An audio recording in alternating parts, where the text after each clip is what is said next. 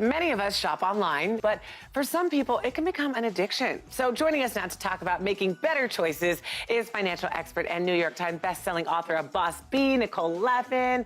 Nicole, it's always great to have you here. It's always great to be here. So how can we make more, responsible decisions? So it's annoying, but go through your email and unsubscribe from the retailers so you don't get bombarded with all of those sale emails because it gets tempting. And if you don't want to go through all of the specific retailers, you can go to enroll.me and it actually does it automatically for you. Stop. I Yeah, didn't know girl. that. Such a great idea. Are there any apps that you like to help, keep track of things? Well, I love me a good sale. Yeah. Okay? But it's really hard to keep track of sales. If you want to get something when it's on sale, there's Shop Tagger that will alert you when that thing goes on sale. Okay. How can we keep track of what we spend? Because you start, I should speak for myself, I start, and then I'm like, oh shoot, where'd that $300 go? A friend, right? You're asking for a friend.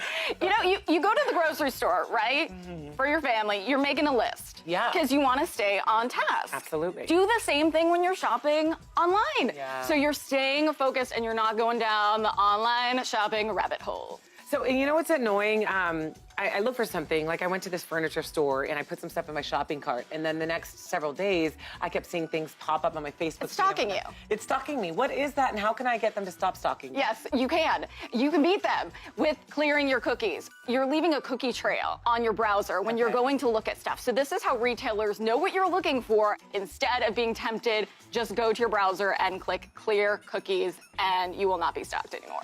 How do you feel about impulse buys? Should you just chill for a second and not make the purchase? Totally chill. Give yourself a chill out period. Give yourself a cooling off period. Okay. 24 hours. Buy whatever you want. Go crazy. Go like on a binge. Put everything in your cart and then step away. And then 24 hours later, if you're going back and you're like, I really want this thing, like I'm really jonesing for this thing, then get it. Nicole, thank you so much for being here.